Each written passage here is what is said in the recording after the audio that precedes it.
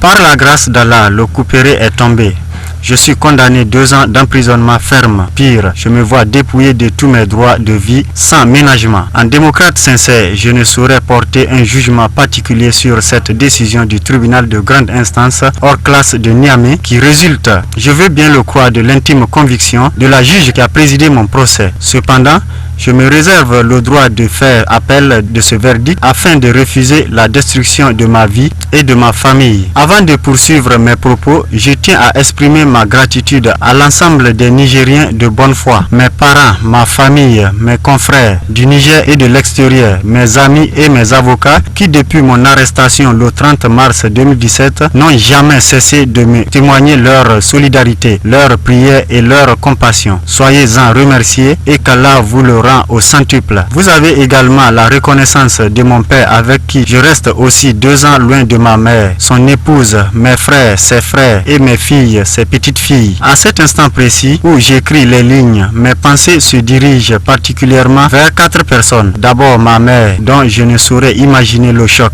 Ensuite ma femme, Rachida, dont l'émotion et la peine seront sans nul doute internables. Et enfin mes 2 filles, Fatouma et Azahara, qui vont devoir vivre 2 ans sans bénéficier de l'affection paternelle. Malgré tout, je reste fort, je garde la foi en Dieu, car lui est juste et c'est lui qui veillera sur elle. En attendant le jour de la grande vérité, je marque ma surprise de constater qu'un homme âgé de 70 ans, ayant vécu au Niger pendant plus de 45 ans, inconnu des services de police et de la justice, délinquant primaire, soit condamné pour usage de faux sans préjudice à 2 ans d'emprisonnement ferme. En ce qui me concerne, mon étonnement réside dans le fait que je suis né au Niger un mercredi 10 janvier 1984 à 9h33 à la maternité Isaka Gazobi, centrale à l'époque. Je suis marié à une Nigérienne et père de 2 filles. Je ne dispose d'aucune autre nationalité en dehors de celle de mon pays, le Niger. Que tout cela soit royalement ignoré. Je ne peux alors que dire à mon père, courage et patience. Son fils que je suis est fier de lui, fier d'avoir grandi entre ses mains et le connaître comme mon père, fier d'avoir reçu son éducation en terre nigérienne, fier d'avoir bénéficié de son affection de père, mais surtout trop fier de porter son nom, Alpha Mahaman, une chance dont certaines ne peuvent en prévaloir. Je ne peux aussi à ce niveau manquer l'occasion de répondre au président en sursis du PNDS Tareya en lui notifiant que, contrairement à son frère et ami libyen Bachir Salah, moi je suis né au Niger. Ce pays est ma mère patrie, qui m'a vu naître, qui m'a soigné, qui m'a enseigné et m'a éduqué autour des valeurs sociales, culturelles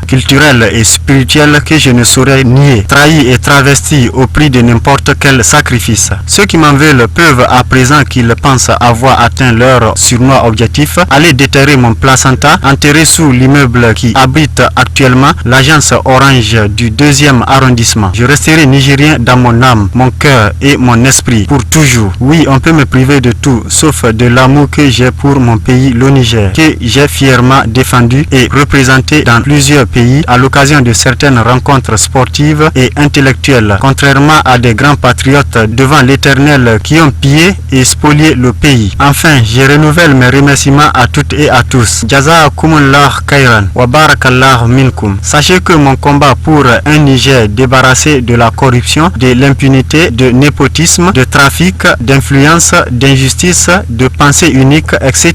restera incorrigible face à toutes les vicissitudes de ce bas monde et de la haine des mortels.